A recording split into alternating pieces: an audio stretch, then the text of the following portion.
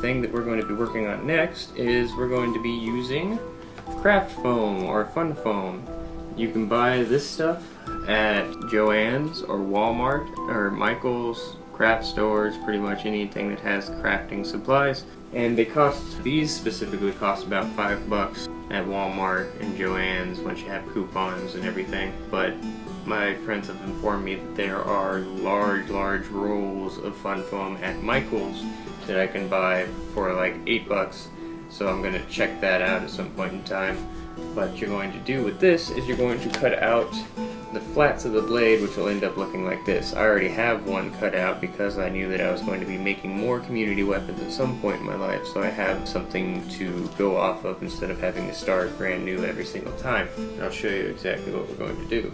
We're going to make one of these, and we are going to cover up the flat of the blade like so. For this specific size, you can use whatever size you think fits best on your weapon. I made this guy about 16 inches long, and I made him 2.5 inches wide. I also rounded out the tip with the template like we've been doing this entire time.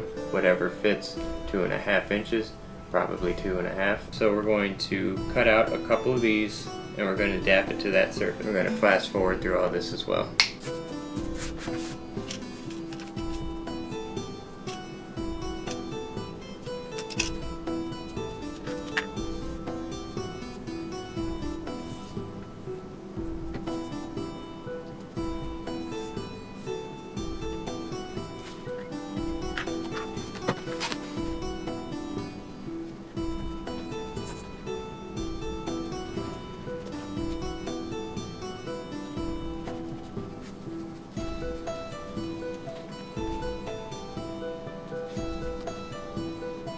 Alright, as you can see, I've made 2 more. We'll go ahead and apply DAP to one side of each of these and each side of the blade here. The thing with fun foam, or craft foam if you will, is that it dries the DAP really fast comparatively to the sword. So what you want to do is actually DAP the sword first and then DAP these next, so that this has a quicker time of drying, or a head start on drying, as opposed to these, because DAP will dry very fast on. So we'll go ahead and fast forward through that as well.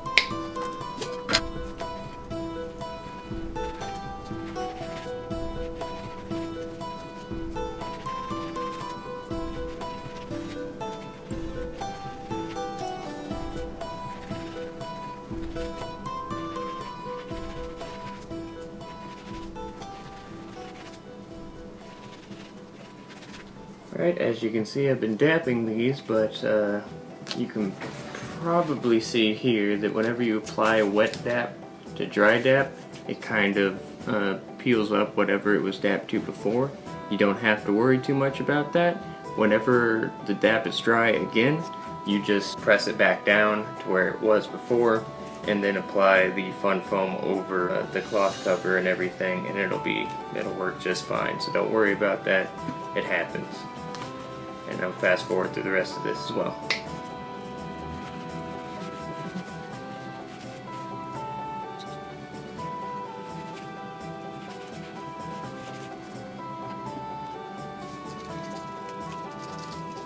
The blade seems pretty dry, and of course the fun foam is dry because it dries a lot faster. And as I said before, you can see the portions that it's peeling up on the cloth part of the blade, and you just go ahead and press those back down as best you can, because now that it's nice and dry and tacky again, it'll stay once more.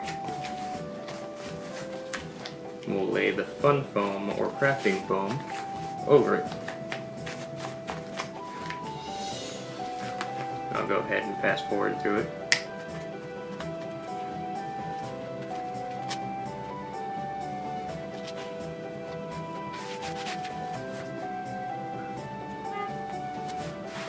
Now you're going to compress it down really well, like especially on the edges, because the edges will peel up if you don't. Just nice compression all over it.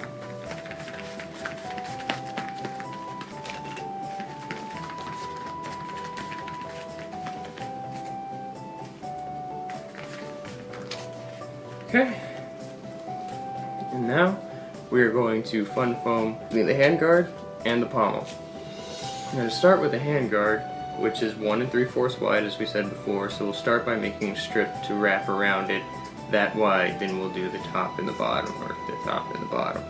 Also, one of the interesting things about crafting foam is that it's nice and thin, kind of like fabric, so you can actually use this instead of marking it out with a Sharpie and then cutting it afterwards. So you can use your ruler, mark it, or put it to 1 3/4 inch wide, and then just cut it with the roller cutter. Instead of having to do 2 steps, you can just do 1, like so. And now I have a strip of 1 3/4, so that's a lot easier. Go ahead and wrap it around. You want to start on the edge that doesn't have the split in it. So you want to actually dap it to the other side so that whenever you wrap it around,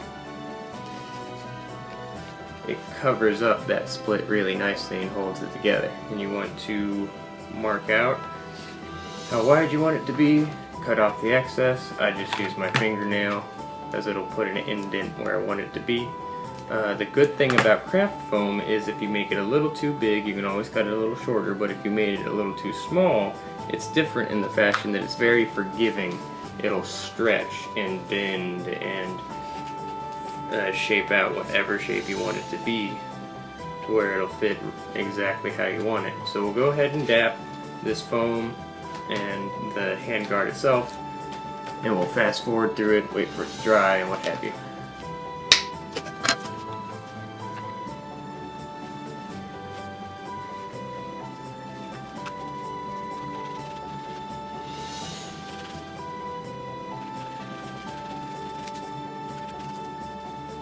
Okay, now that that's all dapped, one thing that you can as well do is we can cover up the pommel with fun foam too.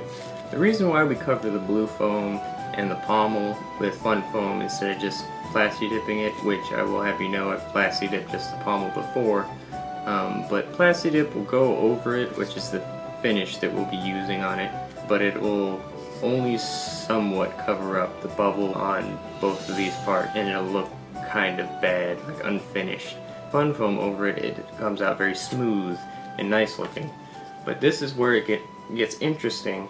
If you don't have a Dremel, you can just put like 6 layers of plasti dip on here and it'll cover it up pretty good. But if you do have something like a Dremel, or you do feel like shaping it out the way that I'm about to show you, this is the way that we're going to put on the fun foam to save us some time and plasti dip. We're basically going to take a piece of fun foam, this one doesn't seem big enough, but we're just going to cover it as best we can. Okay, what I've done is I've cut out a 7.5 by 7.5 inch square, and just through trial and error I've kind of figured it out. You could probably figure it out with a cloth measuring tape or whatnot, but what we're going to do is we're just going to compress this around the pommel. So you're going to want to dap all the pommel and dap one side of this. And we'll go ahead and fast forward through that.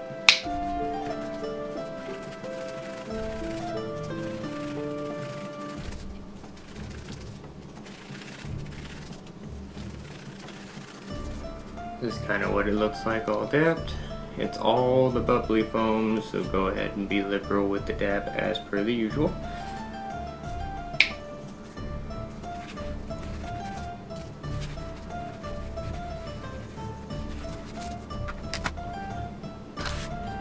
And while that is waiting to dry, this is all dried up pretty nicely. So where, as I said before, you're going to take your 1 3/4 inch strip for the handguard, and you're going to lay it on the side that does not have the split in it, or pretty much just wherever the split is not, so that you don't have a finished product with a split in it. So you'll nice and slowly even that up, make it as even as possible, just wrap it around the handguard. Now it came out a little bit short, so what I'm going to do is I'm going to stretch it. As I said before, fun foam is extremely forgiving in these points.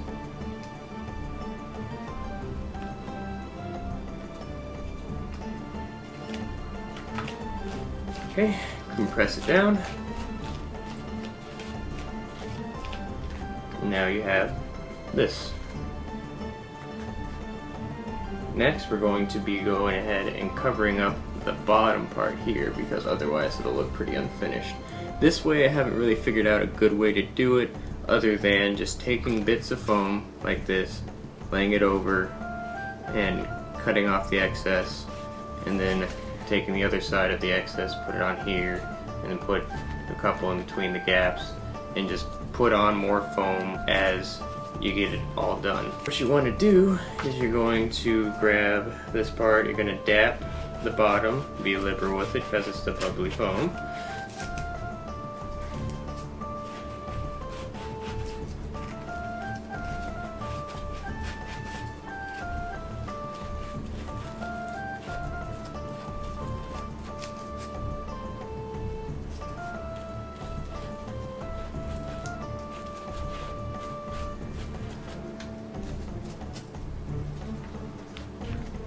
Put that aside, and then you're going to dap a couple pieces of this fun foam and use whatever you have to dap it. But as well as, since you don't want to just wait for one thing to dry and then do the next thing, wait for it to dry, you want to be doing other parts of the weapon as you're waiting for other parts of the weapon to dry, so that it gets along much quicker. You're going to take a pretty thin piece of foam right here and you're going to dap it onto these parts, and as I said, you'll dap the other parts as well, wrap it around the edges. You're going to dap an excess piece of foam. This is about 1/2 inch wide, and you're going to dap this as well. So we're going to fast forward through all this.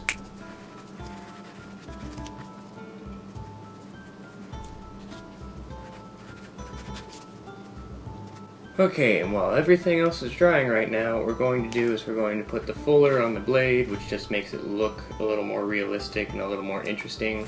And the way that we're going to do that is we're going to mark a line right in the center of the flat of the blade of each side, and we're going to wood burn it in, which I will show you the wood burner in a little bit later. But you could also use a Dremel instead of a wood burner if you have that instead. My ruler here, and since it's about 2.5 inches wide, as I said before, I'm going to mark right in the middle of that.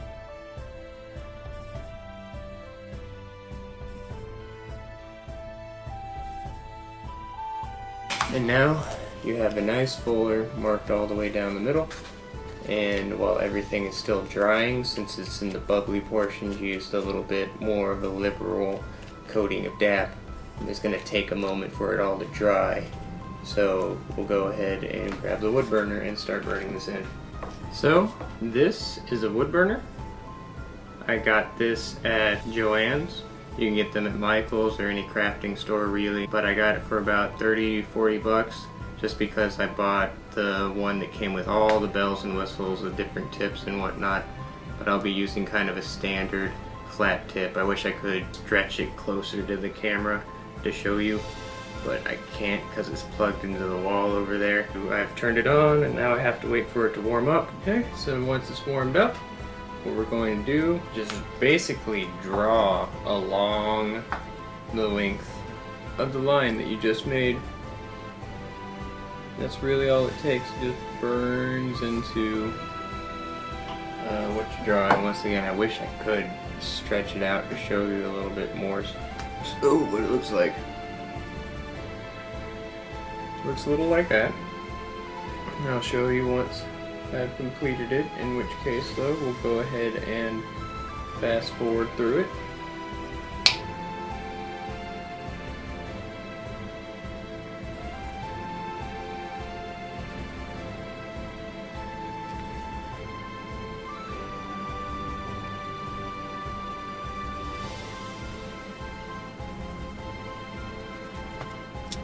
Will end up looking a little something like this. I like to use the wood burner on drawing specific things like this because it's a little bit smoother. I can handle it a lot better than I handle it with my Dremel. If I use my Dremel, it's very shaky and it's a little bit harder to get a straight line with it, especially if I'm just doing a line. But if I'm beveling out the edges and whatnot, I'll go ahead and use the Dremel for it. If you don't have a wood burner, you can always use just a pair of scissors or a razor and cut out the line in it either before you put it on, or if you use the razor you can do it afterwards and just cut a line out of it. If you happen to have a wood burner or you want a wood burner, it really does make everything a lot easier. But now that everything else is dried, what you will do is you'll take that little bit of fun foam or craft foam and put it over the bottom. So I'll start like that, and then I'll cut off the excess. And now I have something that looks a little bit like that, and something that looks like this. Now I will use the other half to go on like so. And I'll cut the excess off of this as well. Press out down the edges nice and firmly. And now we got to get in between those two spots, which we'll do with the rest of the excess that we have here. So I'm going to cut it out a little bit to shape it to the right size. As you can see, I've covered up one side now. Now I'll cover up the other side. And there we go. We've got both sides covered up now, and the entire bottom is now nice and covered up. So next we're going to do the top, which will be done in the same fashion. Once I got these on there, it'll look a little something like this. In which case we got to put the little bit of extra in there that we have left. And now we covered up the top real nicely. And so now the handguard is pretty much finished. Last thing that we'll be doing for the fun foaming is we will grab this, which was the covering up the pommel. We'll go ahead and wrap it around. It starts by covering up each edge like as if it was a square or a cube, if you will. Covering up like that. Start off like that. Compress it down a little bit. Then we will grab the other two edges and compress it down like this. We'll do kind of like we did with the cloth cover, and we'll squish those edges together. Like so. Squish them together.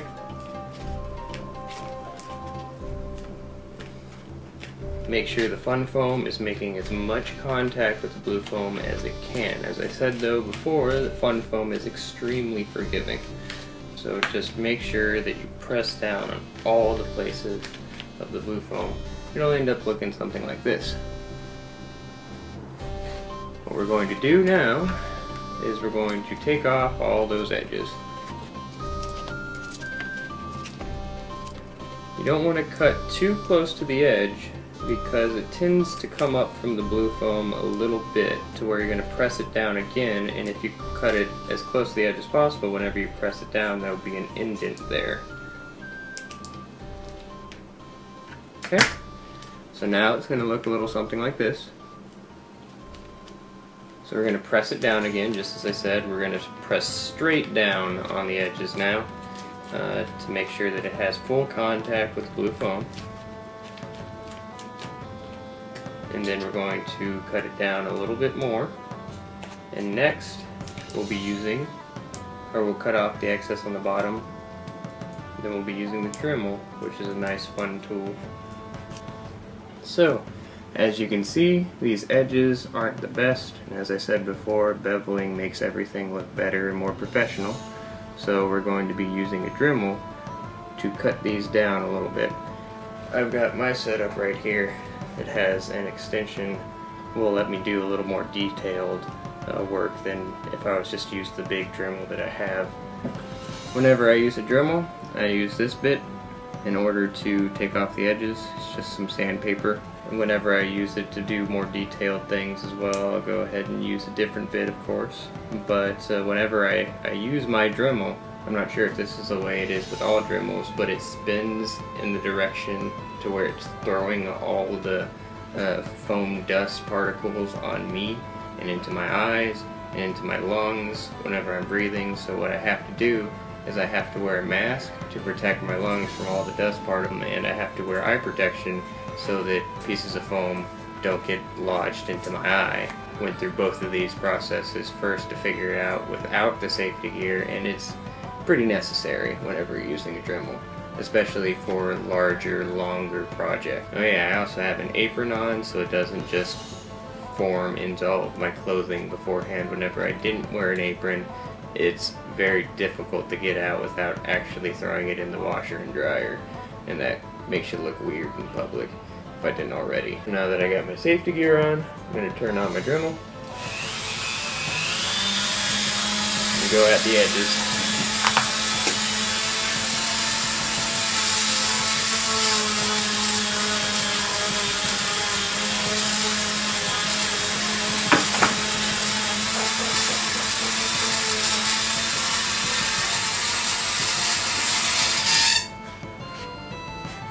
As you can see, this is a dremeled edge.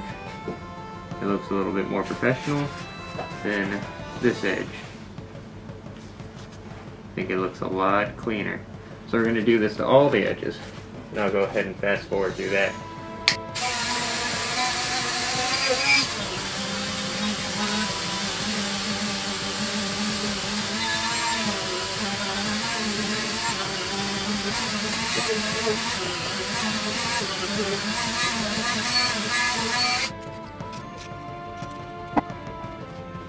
Alright, now that you got all the edges all dremeled out and nice looking, there's going to be some dust residue left over. You can go over it with a paper towel or a rag or something to get the rest of it off.